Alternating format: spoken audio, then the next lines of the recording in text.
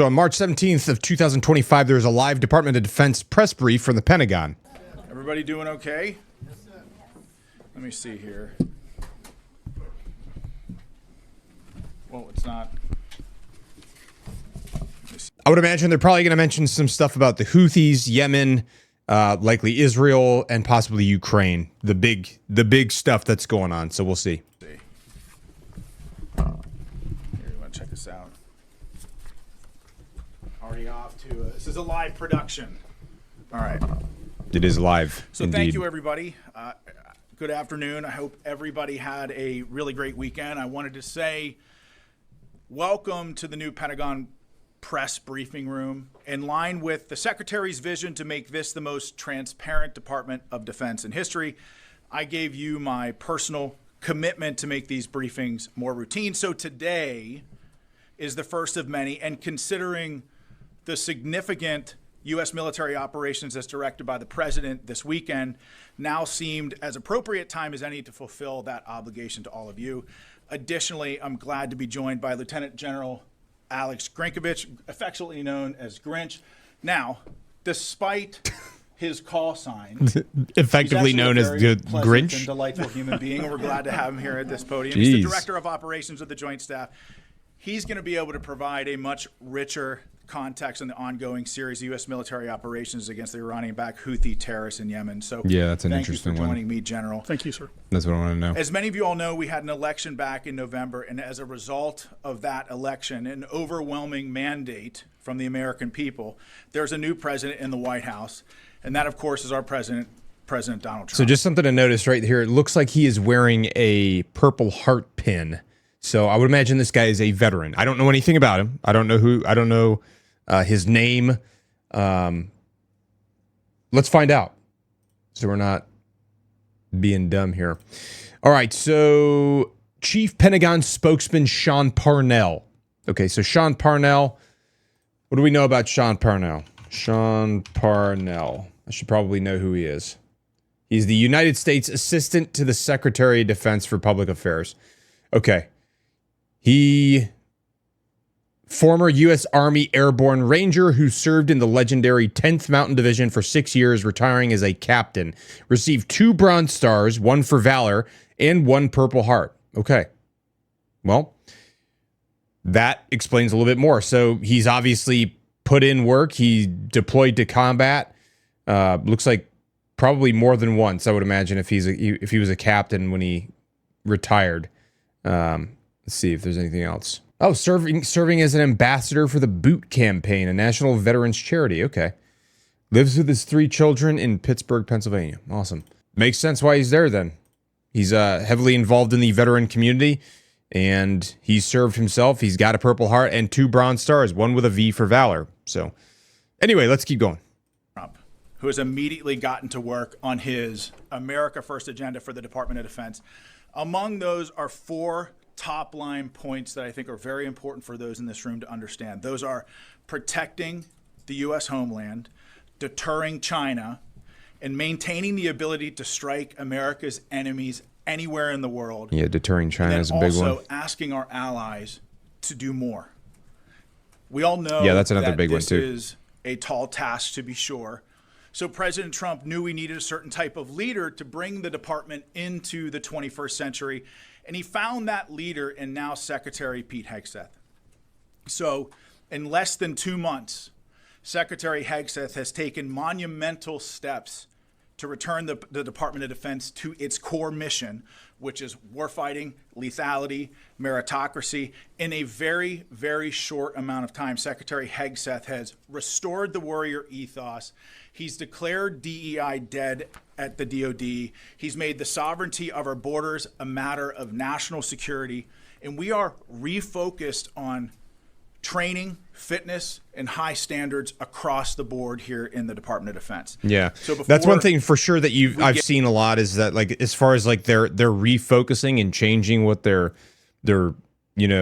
pinpointed focuses are, and specifically like training, standards, readiness, all that stuff. That's become like they're shifting away from some of the stuff that the previous administration had been interested in and focusing more on getting refocused on the like, for example, like if you see the Marine Corps released a new MAR admin about like no shave chits, and it's becoming a little bit more restrictive, a little bit more strict. A lot of the other branches are restricting some of the grooming standards and stuff and making them more strict again. And there's a lot of changes happening, a lot of big changes. And there's a lot of changes getting away from some of the policies of the previous administration. They're kind of shifting gears to new policies and new things on the agenda that are going to be higher priority for them. So get into our updates today, I just wanted to take this opportunity to say that this Department of Defense is committed to achieving our mission of maintaining the greatest fighting force the world has ever known, and returning the Department of Defense back to the American warfighter and making it more transparent to the American taxpayer. So starting out, transparency has been a big thing. Over the weekend, U.S. Central Command Forces initiated a series of operations consisting of precision strikes against Iran-backed Houthi targets across Yemen to restore freedom of navigation and reestablish American deterrence. Yeah, and we had talked about that. For years, the Houthis have targeted U.S. military ships and aircraft. They've hit commercial ships as well, including U.S. flagged vessels, and they threaten our personnel overseas. Yeah. Not only do they do that, but they've also been threatening like commercial shipping lanes. The big key thing that he's talking about is like freedom of navigation and global commerce routes, because it saves people a lot of money going up through that strait, up through the Suez Canal, and then that way they can go up into the Mediterranean and pop back out into the Atlantic Ocean, rather than having to drive all the way down to the south part of South Africa and come back up around there, because you lose hundreds of thousands, if not millions of dollars in fuel per year for doing something like that.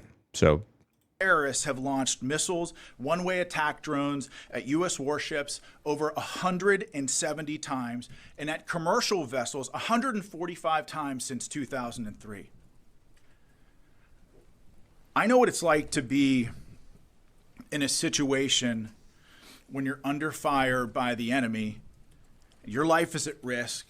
The life of your friends and your battle buddies is at risk, and you're prohibited from returning fire. That's a hellish situation that I wouldn't wish on my worst adversary. It's a tough position that we put America's sons and daughters in. Yeah, so he probably experienced a little bit of that, because like there was a time when Obama was the president where the rules of engagement were so strict that it was causing damage to U.S. troops, because they were not allowed to return fire unless there were certain situations. They were not allowed to shoot unless it was like, you literally had, from what all my friends were telling me that were there. Now, I wasn't deployed. I never deployed to combat during that period of time, but all of my friends that did said that the rules of engagement at the time were that if people didn't have a gun pointed at you and were actively firing, you were not allowed to shoot them. They could point their gun at you, and as long as they're not shooting, you're not allowed to shoot them. You're not allowed to shoot that bad guy. There was a lot of weird stuff that caused people to get killed. It resulted in the loss of a lot of life and a lot of damage, and people forget about that stuff. So that's what he's referring to, is like when those rules of engagement got super restrictive and it put people's lives in danger. And again, that was during Obama. That was like between 2008, 2016. The way that was described to me from all of my friends that served during that period of time, because most of us graduated high school in 2005. So most people my like generation were already in the military at that point. Under President Trump and Secretary Hegseth's leadership, we will defend our sons and daughters. If you shoot at American troops, there will be consequences. Good, as there should be. As President Trump and Secretary Hegseth have made clear. At the end of the day, like if you're willing to shoot at American troops or American, tanks or American ships or anything, they should expect to be retaliated against, like viciously and swiftly, because that's how you stop people from doing that. You'd be like, hey, look, if you do this, it's going to hurt you. You are basically hurting yourself by doing this. So just leave us alone.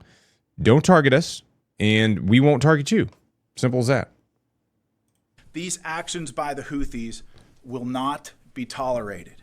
No, as they shouldn't. In his first 2 days back at the White House, President Trump signed an order laying out a process to redesignate the Houthis as a foreign terrorist organization after the previous administration revoked their designation within weeks of taking office.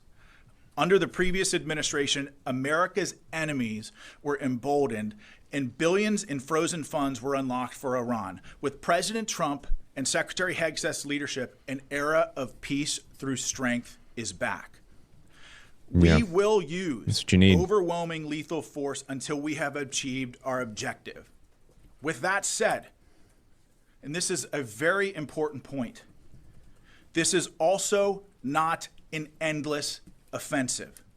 Yeah. This is not key about point. Regime change in the Middle East.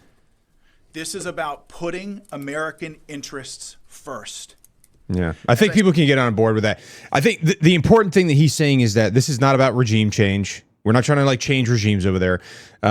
They have to respond with overwhelming lethal force until people realize, hey, we should probably stop messing with them. And so it might seem like we're being extremely aggressive, but it's like, hey, look, this is the policy now. This is how it is. If you harm or try to put U.S. troops in harm's way, we're going to respond with overwhelming lethal force. And then, if you stop, then we will also stop. And that's the way it is. I said over the weekend, there is a very clear end state to this operation. And that begins the moment that the Houthis pledge to stop attacking our ships and putting American lives at risk. Shifting focus to Africa, at the request of the federal government of Somalia, U.S. Africa Command Forces conducted collective self-defense airstrikes against al-Shabaab on March 15th. The airstrikes occurred about 150 kilometers northeast of Mogadishu, Somalia, and AFRICOM's initial assessment is that enemy combatants were killed and that no civilians were injured or killed. Yeah, al-Shabaab's been very active lately. Will continue to partner with Somali armed forces to take the fight to these terrorists and degrade their ability to plan and conduct attacks that threaten the U.S. homeland, our forces, and civilians abroad. Yeah, there was actually a roadside bomb that detonated in Mogadishu yesterday. President on Trump the and Secretary 18th. Hegseth have been very, very clear that border security is national. It was targeting the security. president of We Mogadishu. spent decades defending foreign nations' borders while our own U.S. borders has been invaded by criminal illegal aliens, human smugglers, drug traffickers, and transnational gangs. The Department of Defense is proud to defend our homeland and the territorial sovereignty of the United States. That's another big thing they're doing. Although we've seen a 93% decrease in illegal border crossings, we will not stop until we have 100% operational control of our southern border. I like that. And over the weekend, I think a lot of people Joint do. Task Force Southern Border assumed the mission from Joint Task Force North and reached initial operating capacity. Additionally, U.S. Northern Command announced on Saturday that the Arleigh Burke-class guided missile destroyer, the USS Gravely, departed Naval Weapons Stations Yorktown for a scheduled deployment to the Gulf of America. We're actually making some history from the podium today. No kidding. It's the first time we've recognized the Gulf of America in the Pentagon press briefing room, which is kind of cool. Which is kind of cool. We're sending an Arleigh Burke-class destroyer to the Gulf of America so that way they can be out there to help deter, our nation's enemies that are south of the border that are trying to invade the country down there. And it's like, again, it's probably because of the foreign terrorist organizations or all of the organizations that have been designated as foreign terrorist organizations. Obviously, it's not there because we're friends with Mexico. Like the government of Mexico and the government of the United States work closely together. We train together. We do stuff together. But the foreign terrorist organizations that are operating within and around those countries are needing deterrence. So it's not only vital for the United States to have control of our border via land, it's equally important to control our territorial waters. yeah, And this deployment directly supports U.S. Northern Command's mission to protect our sovereignty. And Good. lastly, Secretary Hegseth spoke with Qatari Minister of State for Defense Affairs, His Excellency Sheikh Saud Al Thani, to discuss operations to eliminate the Houthi threat to American commerce and restore American freedom of navigation. The Secretary acknowledged Qatar's strong partnership in addressing shared security challenges across the region, including Syria and the Red Sea. And with that, I'll turn it over to my counterpart, Grinch. So I'm wondering if they're going to get involved with the Saudis at all, because the Saudis are like the northern neighbor of Yemen, and they've been involved pretty heavily throughout the past 10 years of the Houthi civil war, or the Yemen civil war.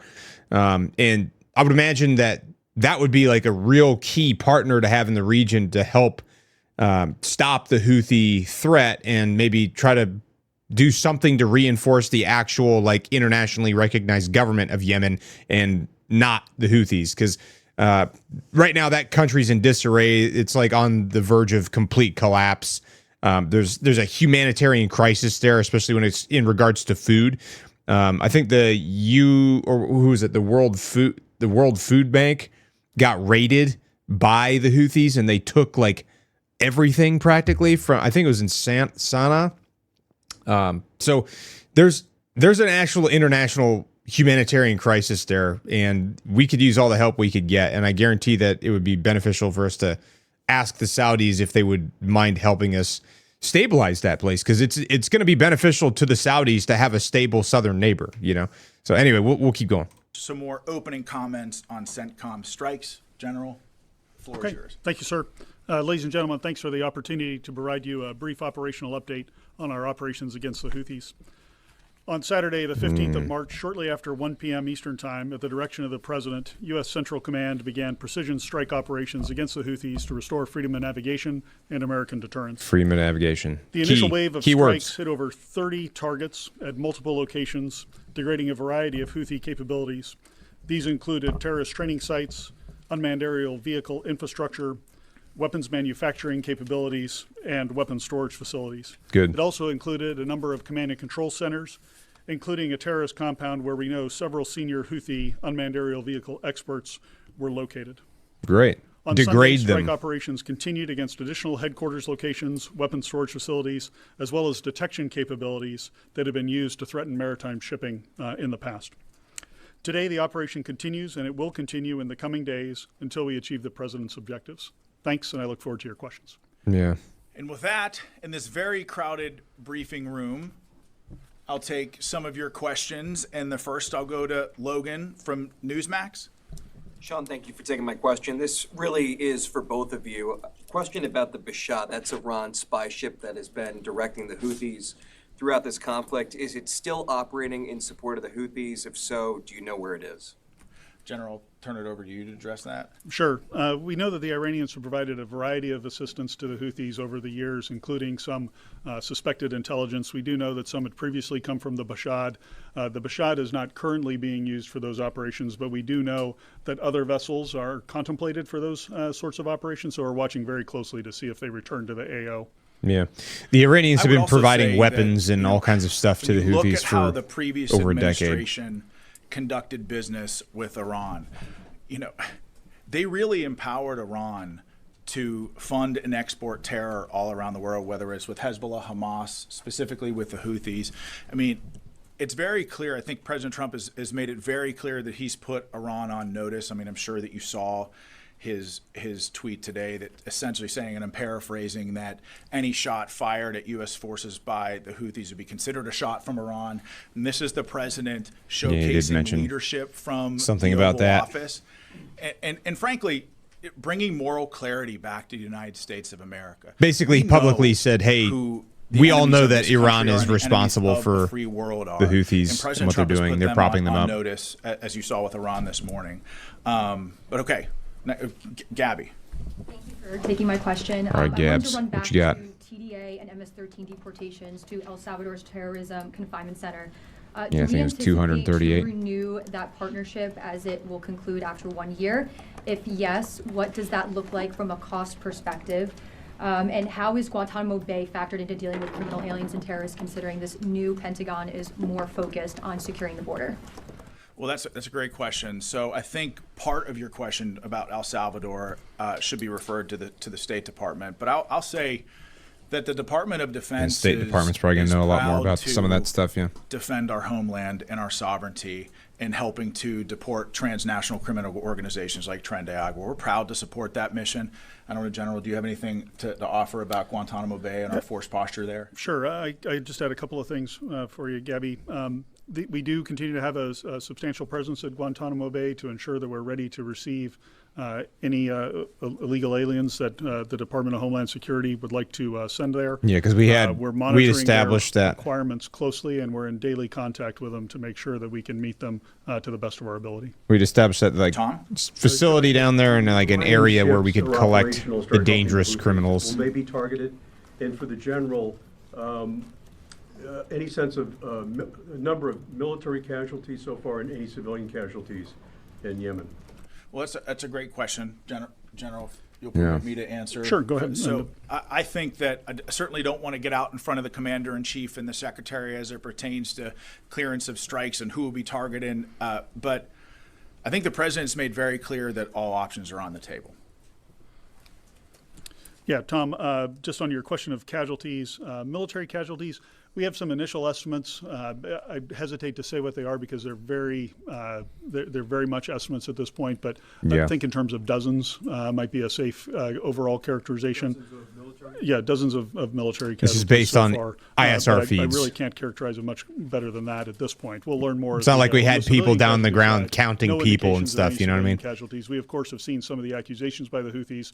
We look at those closely when they do come in, but we have no credible indications of any civilian casualties. Yeah, one of the things that you can always count on is from these organizations, especially when it comes to these terrorist organizations, is they try to accuse us of like, you know, creating overwhelming civilian casualties the same way that they accuse other people of creating all these horrible civilian casualties. And while that may be something that happens occasionally, oftentimes some of these numbers are fabricated and some of these things are fabricated because they're just doing it in a way so that way they can make whatever nation look bad for retaliating against them for, you know, inciting terrorism on international trade or inciting terrorism or attacking international coalition vehicles or ships or people or personnel. And this is a very common tactic that terrorists use is they try to like make it look like, oh, look, you know, yeah, I know we're doing terrible stuff, but look what they did when they responded. They, you know, killed all these civilians or they did this horrible damage to all these civilian structures. It's like, okay, you know, I see what you're doing here. You know what I mean? You're trying to shift the blame away from the reason this is happening, which is you, and the reason this is happening because you're attacking civilian ships, you're attacking military ships, you're causing chaos in your own country, you're starving your own people, you're not like allowing there to be any type of like stable infrastructure. You're more focused on attacking Israel and attacking the United States than you are on helping your own people. Maybe you should pull your head out of your butt, you know what I'm saying? And like start taking care of your people, maybe start diverting some of that money you're spending on missiles and drones and spend that on, I don't know, building a power grid for your nation. I don't know, maybe making stable food, you know, availability for your people. Just an idea, just a thought, you know what I mean? Like, I'd like to add to what General Grinch said. Anytime you're close to an operation like this, having been, you know, in combat front towards enemy before, the fog of war is a real thing. So before we announce something here from the podium, we're going to make sure that we get it right. And I think part of that is just taking the time to evaluate and doing a proper battle damage, BDA battle damage assessment, sensitive site exploitation. And frankly, that stuff just takes TSE. time. Tactical So site before we make any sort of exploitation. those announcements, like, Boy. we're going to do a real hard look and make sure that we get it right before we announce it to you. Yeah. Charlie. That's fair. From CBS. It's fair. Yes, thank you, Sean. Changing the subject slightly. Is the DoD considering rescheduling the performance of young musicians in the Marine Band that was canceled because of the anti-DEI executive order? And in a broader sense, is there a concern that anti-DEI initiatives may have a negative impact on recruitment? Well, I think the president and the secretary have been. I haven't heard very anything clear about on that. this, that anybody that says in the Department of Defense that diversity is our strength is frankly incorrect. Our shared purpose and unity are our strength. And I say this as somebody who led a combat platoon in Afghanistan that was probably the most diverse platoon that you could possibly imagine. I mean, we had black serving next to white, Christians serving next to atheists, Northerners next to Southerners, and yes, Democrats and Republicans in the very same foxhole. But the reason why we were so lethal in Afghanistan, and again, my platoon took an 85% casualty rate over 485 days. But part of the reason 85% casualty. we were able to accomplish the mission and the commander's That's intent insane. was because we put aside our many differences as Americans. There were no hyphenated Americans with us. Yeah. In that Obviously, he was in a isolated very hilltop in the kinetic border area. I don't region know of where he Afghanistan. We were served all just Americans. in Afghanistan, And but really, when you talk about obviously it was America's very greatest kinetic. Strength, yes, we've got 85%, man. That is a we've got lot. Lots of cool, sexy equipment and lots of exceptional military training. I think it helps set us apart from everybody else. But what makes us exceptional fighters on the battlefield is our ability to put aside our many differences and unite under a common banner as Americans. I mean, for goodness sake, when we put aside our many differences as Americans, we went to the moon with less technology than many of you all have in your pockets and your cell phones right now. We're talking about a force that stormed the beaches of Normandy, scaled the cliffs at Pointe du Hoc, fought through hedgerows and beat back the Nazi war machine and saved the world when we put aside our many differences as Americans. And I know President Trump understands that our focus on unity and shared purpose is what makes us lethal, and so does Secretary Hegseth. So their guidance has been clear on this, and we're going to continue to focus on that guidance. In terms of the concert, are you thinking about rescheduling that? I don't think I'll have to take that question for you. I don't have an answer for you, but we'll get back to you on that. Oh, let's go to the phones. I'm getting a signal. We should go to the phones. Okay, we got JJ Green on the line from WTOP. Hey, Sean, thank you for doing this. A question about Ukraine. Can you assess how the U.S. military... I'm sure a lot of people have questions about Ukraine, U.S. military considering aid, everything that's going on. to Ukraine and the intelligence sharing, how that's going since it was disrupted maybe a week or so ago, and then restarted. What's being shared? What's being given? What's happening with that?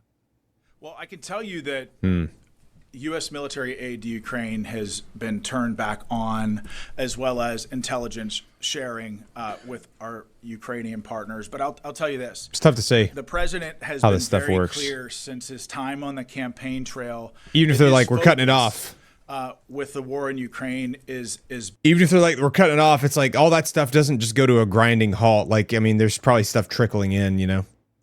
bringing about peace and putting a distinct focus on peace and really to stop the dying. And so President Trump, along with his national security team, have been heavily involved in, along with Secretary Hegseth as well, heavily involved with Ukraine and Russia to try to broker that peace, understanding that there will likely be difficult conversations to be had on both sides. Yesterday, President Trump had a phone call with President Vladimir Putin of Russia, which apparently lasted a pretty long time. Now, the details of that, I think, have been released in various places. Let's see if we can see anything about details of Trump-Putin call.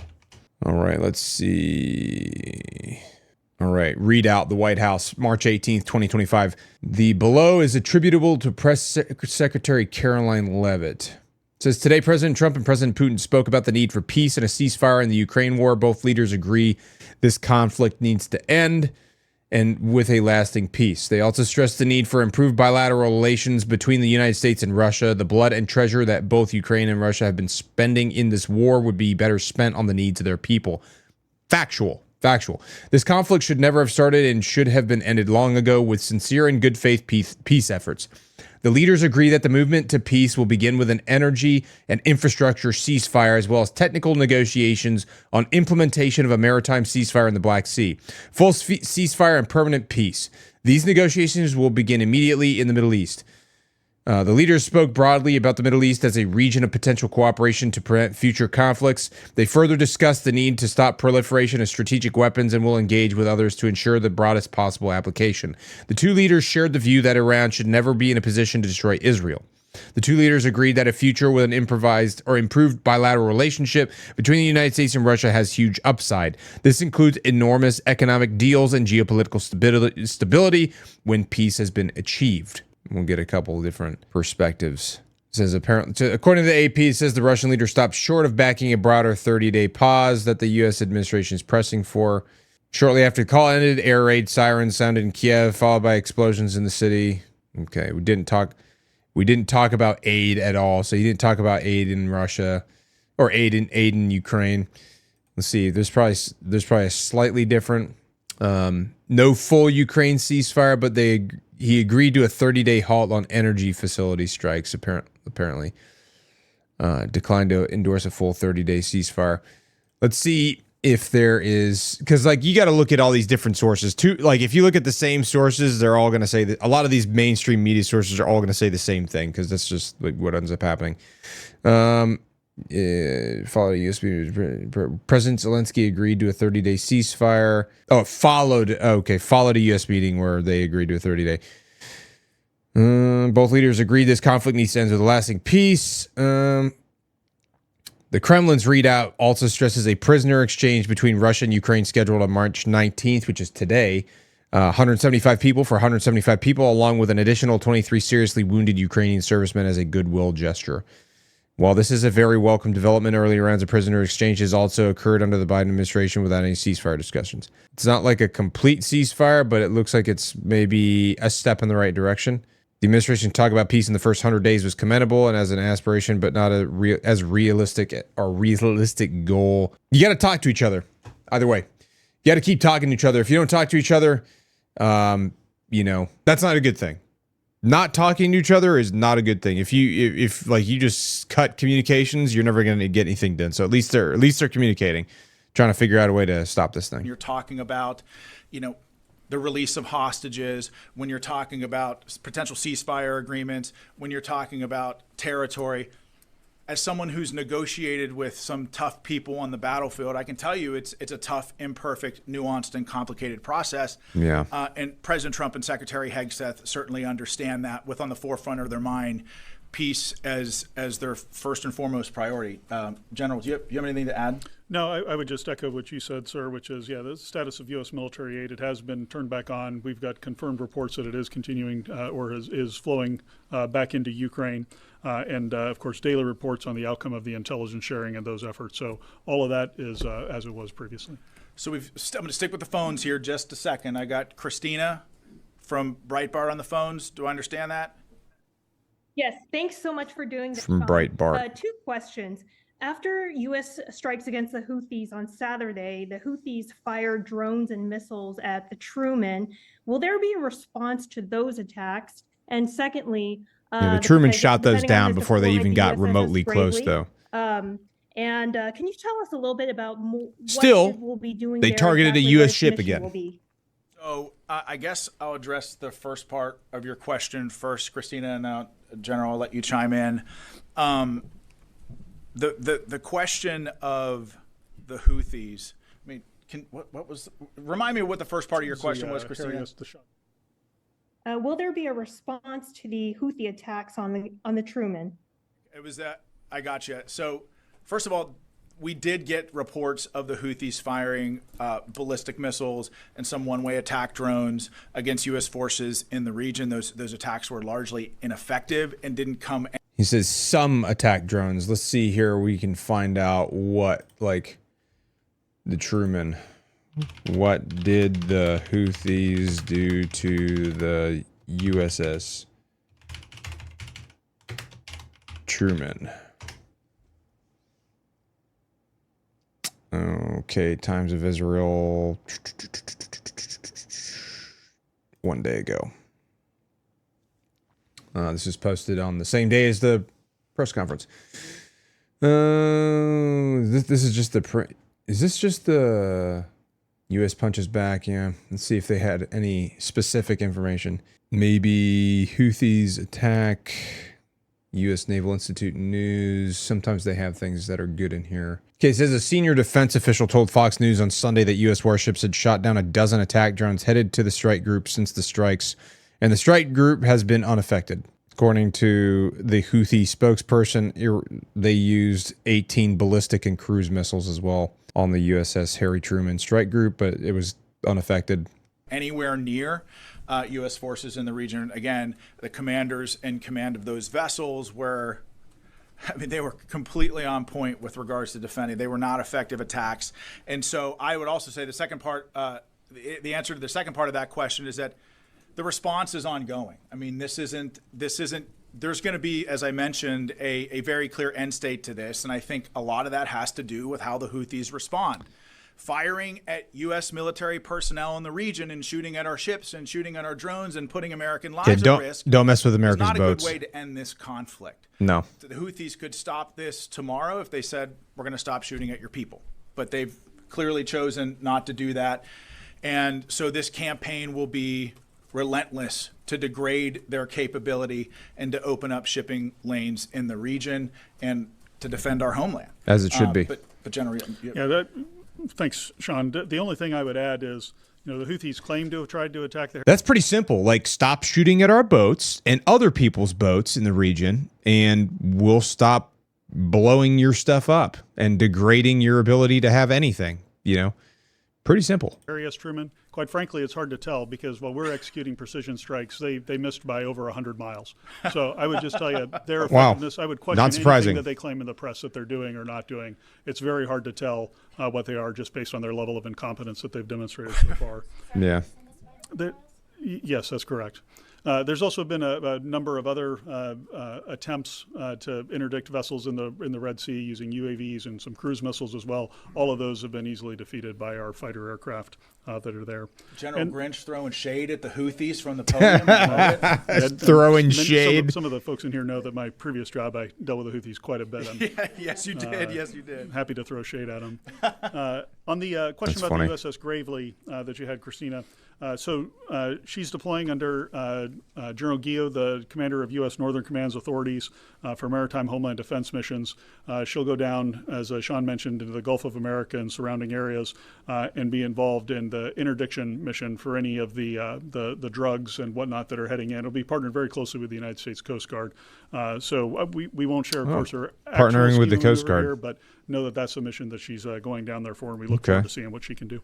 And on Coast Guard that point getting about after USS Gravely, I think it's really important that the president and the secretary have made very clear 100% operational control of our southern border. That's cool. The Coast Guard's going to be working with them. Close to 10,000 troops on our southern border. We're surging a Stryker brigade combat team down there to reinforce the land border as well.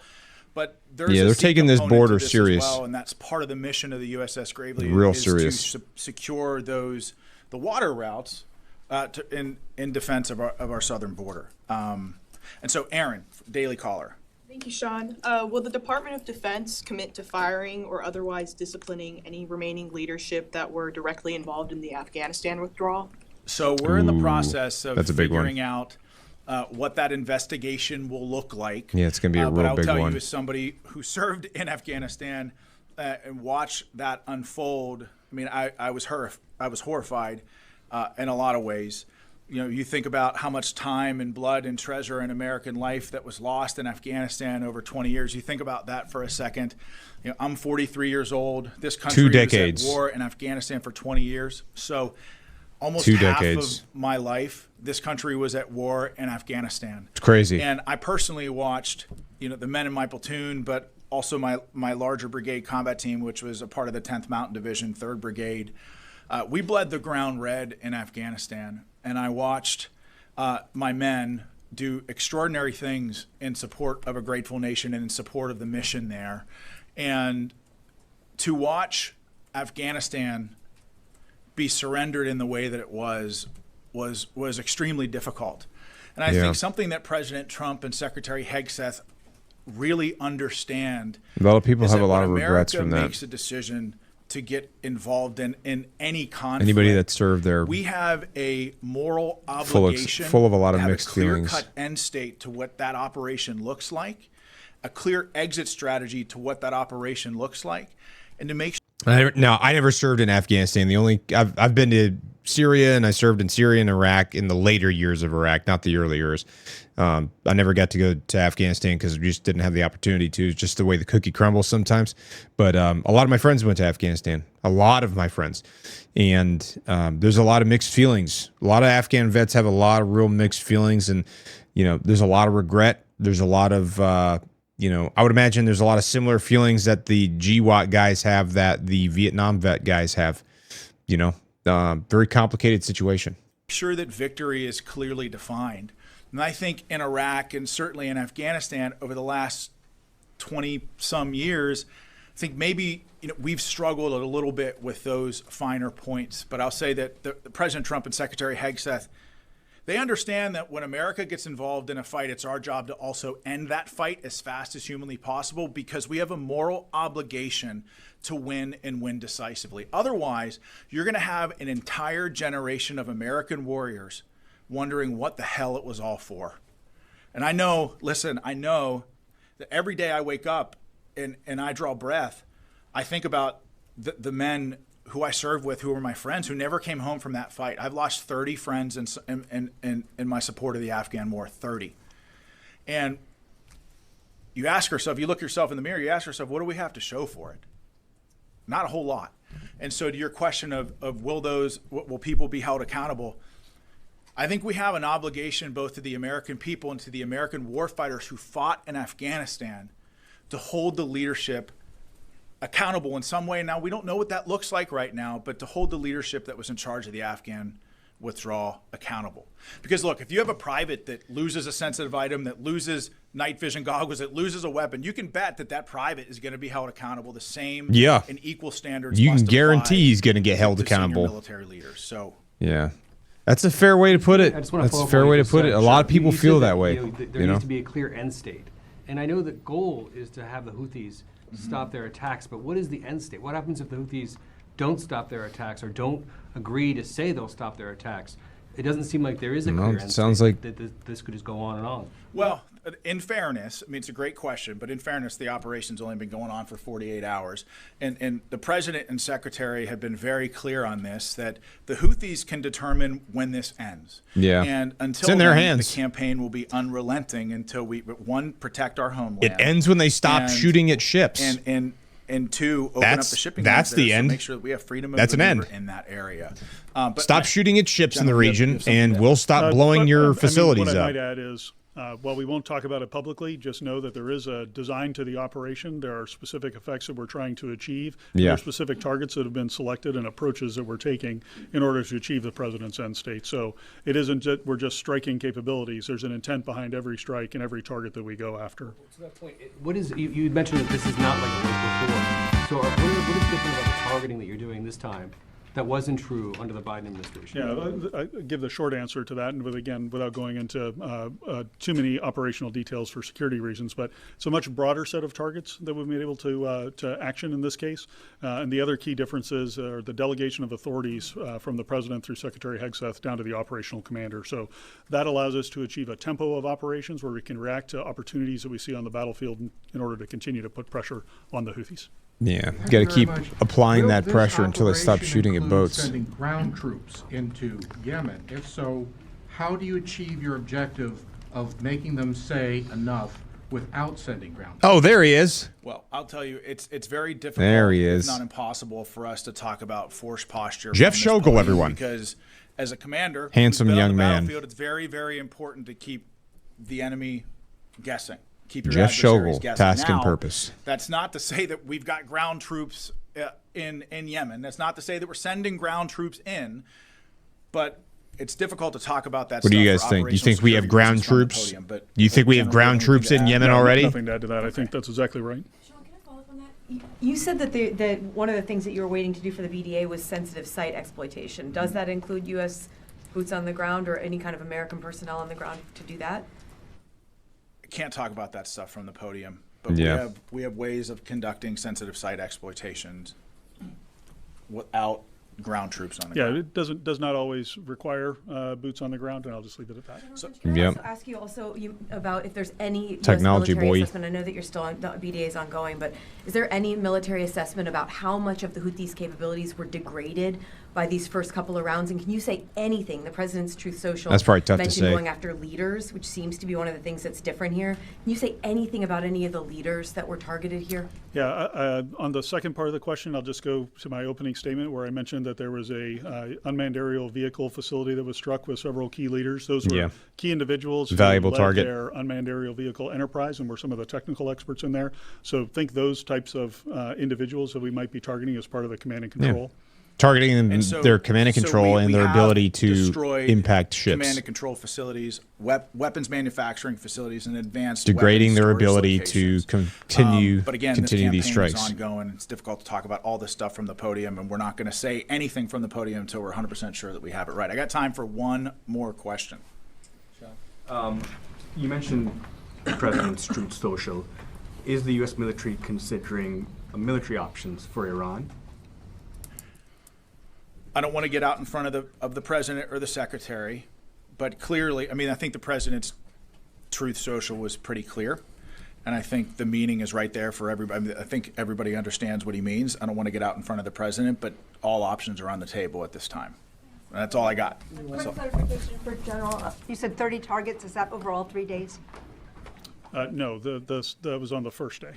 And it was over 30 targets, so not a specific number for you, but over 30 targets, multiple locations, and then additional targets today and additional targets yesterday on Sunday and additional targets today that obviously I won't go into because they're executing now. So thank you, everybody. Listen, we're done. There will be more of these, I promise, but thank you. It was a great first press briefing. Really appreciate you all and your commitment to telling the story of the warfighters, but thank you. We'll see you next time. Nice.